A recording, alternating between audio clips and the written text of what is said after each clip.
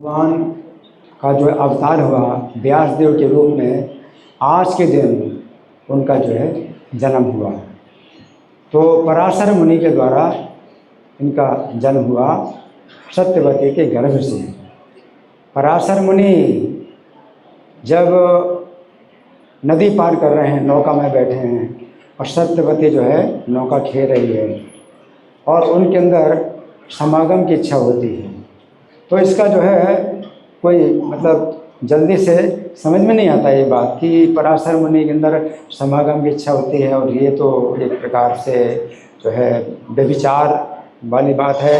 विवाह के बाहर जो है शारीरिक संबंध बनाने की इच्छा होती है। लेकिन ये ऋषि मनुष्यों के लिए कुछ धर्म के अलग नियम होते हैं और जो ऋषि हैं या देवता हैं उनके लिए धर्म के कुछ अलग नियम होते हैं।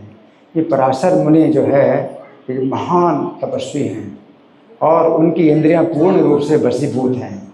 अगर उनके अंदर कोई समागम की इच्छा होती है तो इसको समझना चाहिए कि भगवान उनको ऐसी प्रेरणा दे रहे हैं कि जैसे भोजन की इच्छा, तो कभी आप भूखे नहीं हैं तो भी आपकी भोजन की इच्छा होती है और भगवत प्रसाद है, आप सम्मान कर रहे हैं, तो ये जो भोजन की इच्छा भी एक प्रकार से भगवान का सम्मान है कि प्रसाद मिल रहा है।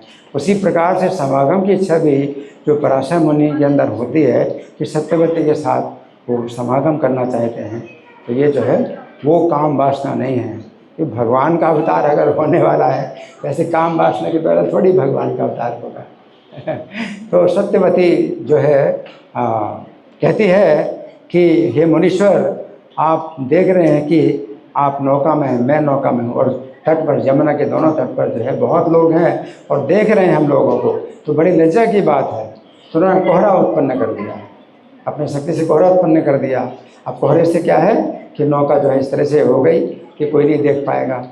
तो फिर सत्यवती कहती है कि मुनीश्वर, आप जो है आप तो निष्पाप हैं और आप जो कुछ भी कार्य कर रहे हैं तो इसमें किसी प्रकार का दोष नहीं है, परंतु आपके समागम से मेरा कन्यात्व नष्ट हो जाएगा, कन्यापन नष्ट हो जाएगा और ऐसी स्थिति में मेरे लिए फिर जीना मुश्किल हो जाएगा। मेरे लिए तो बड़ी लज्जा की बात होगी। तो पराशर मुनि कहते हैं कि नहीं, तुम्हारा कन्यापन नष्ट नहीं होगा, तुम गर्भ धारण नहीं करोगी और जैसे ही समागम होगा वैसे ही पुत्र उत्पन्न होगा।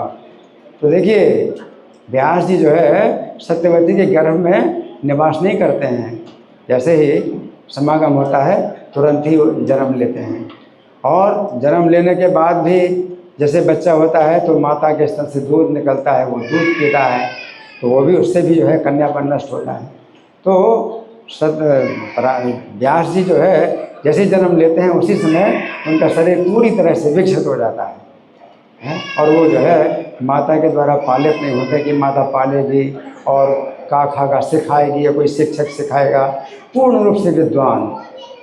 और वो जो है व्यास मुनि जो है अब तपस्या करने की आज्ञा मांगते हैं माता से, सत्यवती से, कि मैं तपस्या करने जा रहा हूँ और माता तुम जब मुझे याद करोगे तब मैं आ जाऊँगा। तो आज के दिन जो है ये घटना है कि आज के ही दिन जो है समागम भी हुआ, आज के दिन उनका जन्म हुआ और आज के दिन ही वो बड़े हो गए और सत्यवती से आज्ञा लेकर के तपस्या करने के लिए चले जाते हैं। तो आज जो है वो दिन है, जैसे भगवान कहते जन्म कर्म करने के लिए, हम मेरे जन्म कर्म दिव्य हैं, तो व्यास जी का भी जो है जन्म है और कर्म है कि बहुत दिव्य है। तो इनकी तो बहुत घटनाएं और बहुत इनके गुण व्यास जी के हैं, हमारे जो है मतलब परंपरा के जो है महान आचार्य हैं और उन्होंने ही लिखित रूप दिया शास्त्रों को, ताकि कलयुग में लोगों की स्मरण शक्ति घट जाएगी और फिर वे संदेश को बदलेंगे, कुछ मिटाएंगे, कुछ जो है जोड़ेंगे। इसलिए शास्त्र उन्होंने दिए और वही हमारे जो है व्यास जी हैं, जो कि हमारे कलयुग में आचार्य हैं। और जो है नारद जी के द्वारा केवल उनको संकेत प्राप्त हुआ कि आप श्रीमद् भागवत लिखें। तो व्यास जी ने किसी से कुछ सीखा नहीं है, कुछ अक्षर ज्ञान नहीं प्राप्त किया या भाषा नहीं सीखी। ये भगवान के ऐसे जो है सत्यावेश अवतार हैं, इनको कहते हैं लिटरेरी इनकारनेशन, साहित्यिक अवतार भगवान के हैं। तो आज उनका जन्मदिन है, आज उनका आविर्भाव दिवस है। श्री व्यास पूर्णिमा महामहोत्सव की, श्रील प्रभुपाद की।